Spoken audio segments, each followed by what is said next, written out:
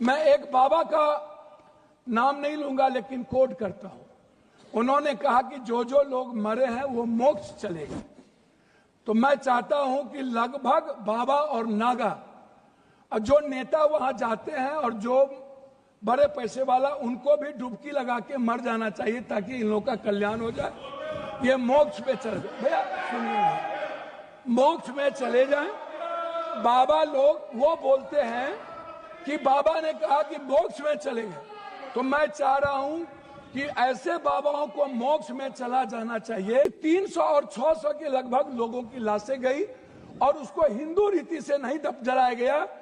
क्या हमारे संस्कार इतने गिर गए कि हम हिंदू रीति से उसके लाश को भी नहीं जलाए? इस जानकारी हर व्यक्ति के जेब से पेन, कलम, दवात, पेंसिल, चाय पत्ती, नमक, तेल, सब्जी, दाल, साड़ी, चप्पल, सब चीज पर 3 गुना जीएसटी। प्रधानमंत्री जब से आए, अभी परसों प्रधानमंत्री जी ने कमला नगर में बोला कि हम इमरजेंसी में यहीं रहते थे और जमुना का पानी हम पीते हैं डेली। आभार प्रकट करता हूं और माननीय राष्ट्रपति महोदय जी के अभिभाषण पर बोलने के लिए खड़ा हूं। एक कहावत है हम लोग के बिहार में, सूप बाजे तो बाजे चलनियो बाजे। भाग गए वो और हमाम में सब नंगे, हट डाल पर उल्लू बैठा, अंजामे गुलिस्ता क्या होगा।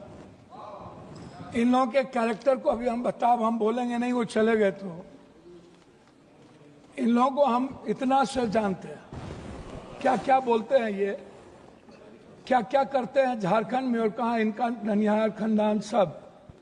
हमको बोलना नहीं चाहिए। महोदय, हम शुरू करते हैं। बार बार चर्चा होती है बिहार की। प्रधानमंत्री जब से आए, अभी परसों प्रधानमंत्री जी ने कमला नगर में बोला कि हम इमरजेंसी में यहीं रहते थे और जमुना का पानी हम पीते हैं डेली। आप रिकॉर्ड उठा के परसों के स्पीच का सुनिए कि हम जमुना का पानी पीते हैं। हम कमला नगर में ही रहते थे। प्रधानमंत्री जी हमारे कहाँ कहाँ रहते थे, कहाँ नहीं रहते थे, हमको आज तक समझ में नहीं आई कि गुजरात, जो गांधी और पटेल के गुजरात, जो मोहब्बत की नगरी और लोकतांत्रिक व्यवस्था में वसुधैव कुटुंबकम और मानवता के लिए जो प्रतीक थे, आज वो गुजरात गांधी से हटा करके, पटेल से हटाकर उनको नाथूराम गोडसे और नए गुजरात की परिभाषा से परिभाषित की गई। शुरुआत किया गया और जब आए तो उन्होंने काला धन, जाली नोट, 15 लाख रुपया से शुरू की, 2 करोड़ नौकरी, नोटबंदी, जीएसटी। आप उठा करके देख लें, एक भी वादे पर दोबारा इतना प्रधानमंत्री की नोटबंदी सबसे अहम घोषणा थी। आज तक दोबारा चर्चा इस सदन में नहीं हुई कि नोटबंदी से किनको बेनिफिट मिला, किनको नहीं मिला, नोटबंदी से देश और किसान और महिलाओं की कितनी क्षति हुई, व्यापारियों की कितनी क्षति हुई और मजदूरों के हालात क्या हुए। अध्यक्ष महोदय, जीएसटी के को आप उठा के देख लीजिए। हर व्यक्ति के जेब से पेन, कलम, दवात, पेंसिल, चाय पत्ती, नमक, तेल, सब्जी, दाल, साड़ी, चप्पल, सब चीज पर 3 गुना जीएसटी। ये पैसा मिडिल क्लास के नीचे से लिया जा रहा है। पूरे देश में मिडिल क्लास के पास पैसे नहीं बचे, ना तो नोटबंदी के बाद और ना इतने करे जीएसटी लागू होने के बाद। तो नोटबंदी और जीएसटी को आधार कहा था। लोग कहते हैं हंडी के एक चावल से पता चलती है कि चावल पक गई। अब प्रधानमंत्री जी तिबारा आ गए, 3 बार देश के लोगों ने इन्हें बनाया। हम आपसे कहना चाहेंगे कि अभी जो कुंभ की बात है, प्रधानमंत्री जी हमारे हिंदू के सबसे बड़े, सनातन के विचारधारा कहते हैं कि मैं सबसे बड़ा हूं। मैं एक बाबा का नाम नहीं लूंगा लेकिन कोट करता हूं। उन्होंने कहा कि जो जो लोग मरे हैं वो मोक्ष चले गए। तो मैं चाहता हूं कि लगभग बाबा और नागा और जो नेता वहां जाते हैं और जो बड़े पैसे वाला, उनको भी डुबकी लगा के मर जाना चाहिए ताकि इन लोगों का कल्याण हो जाए। ये मोक्ष पे चले जाए। भैया सुनिए, मोक्ष में चले जाएं।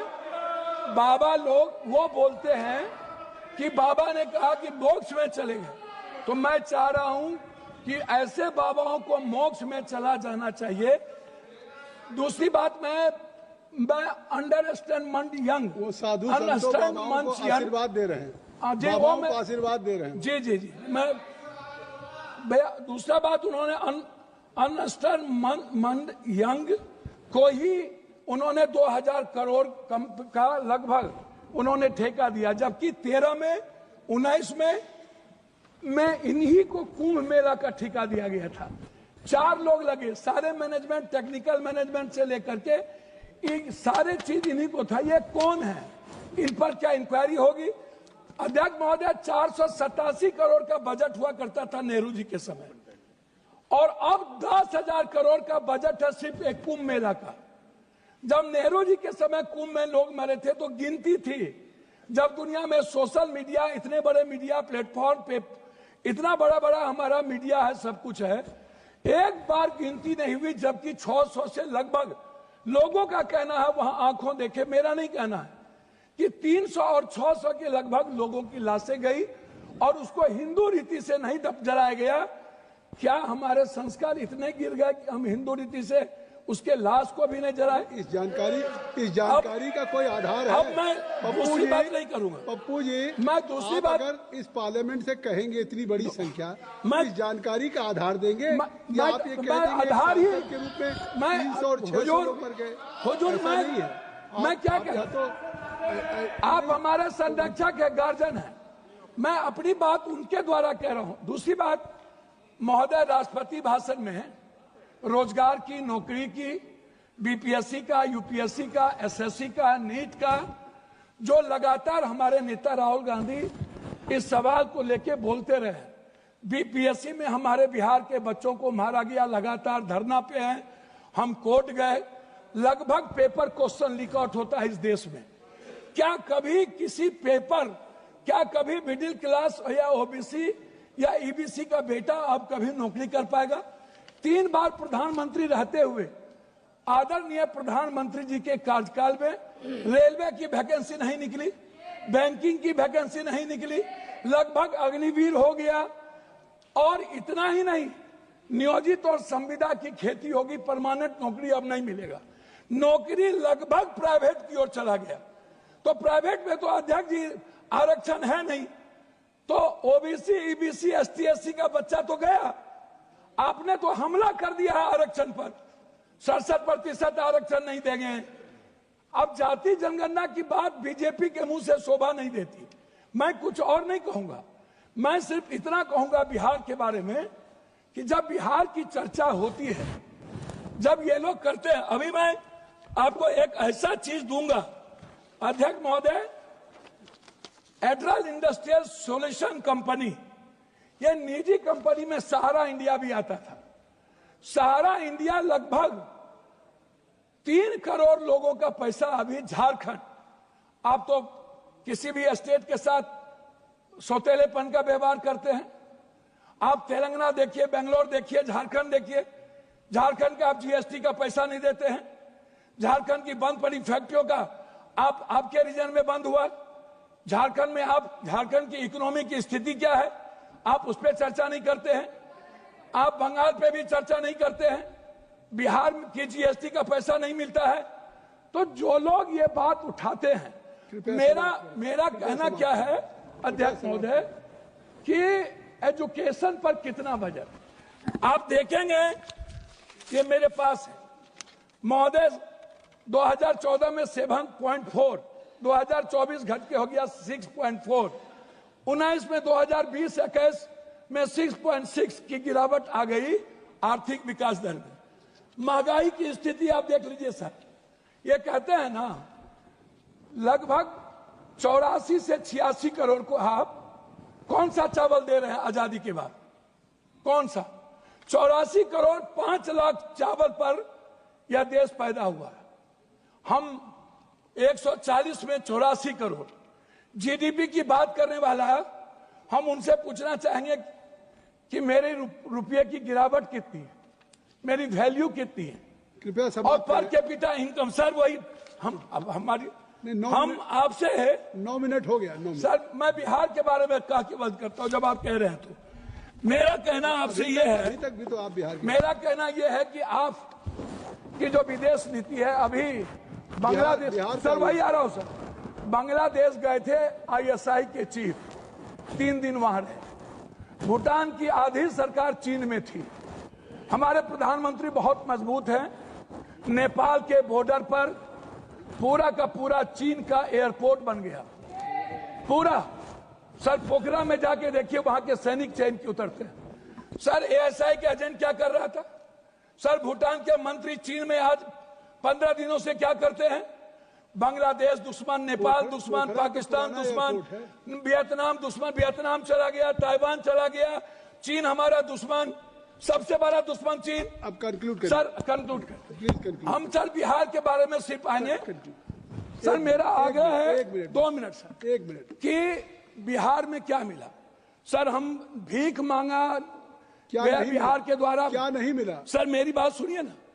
विशेष राज नहीं मिला, विशेष पैकेज नहीं मिला, बंद पड़े फैक्ट्री। डालमिया नगर से शुरू करता हूं, चीनी मिल, पेपर मिल, दालचीनी मिल, सिल्क मिल, बंदूक फैक्ट्री आप उठाइए, आप उठा करके देखिए। सिल्क मिल, जूट मिल। सर मेरे यहां बनमनखी में चीनी मिल बंद हो गया। जब फैक्ट्रियां नहीं रहेगी, जब फूड प्रोसेसिंग पर हम फैक्ट्रियां नहीं देंगे, जब हम मछली उत्पादन को फैक्ट्रियां, बार बार चर्चा होती है। सर मैं बात को खत्म कर रहा हूं। मैं अपने क्षेत्र की बात करूं। सर मैंने अपने क्षेत्र में मैंने कहा कि हमारा जो बॉर्डर है बांग्लादेश नेपाल, इस इलाके में एक एम्स मैंने पूर्णिया के लिए मैंने डिमांड किया। मैं सभी जगह सब स्टेट में 2-3 हाई कोर्ट बेंच है, लेकिन मैंने आग्रह किया कि हाई कोर्ट बेंच हमको कम से कम पूर्णिया में। सर 1 मिनट करेंगे सर, एक मिनट। हमने मांगा हमको हाई कोर्ट बेंच दिया जाए। सर हाई कोर्ट बेंच अभी तक जबकि आपकी बात। सर एक मिनट हमने IIT की बात हमने की सर पूर्णिया के लिए। Sir 1 minute. हम पूर्णिया में आप कहते हैं मखान बोर्ड, मैं कहता हूं सर दुनिया का 94% कोशिश सीमांचल मिथिलांचल में होता है, तो बोर्ड गठन से नहीं होगा सर, हमारी प्रोडक्ट से हमारा सर उत्पादन की बात मैं कर रहा हूँ। कर रहा हूँ सर हाफ मिनट मिला, हाफ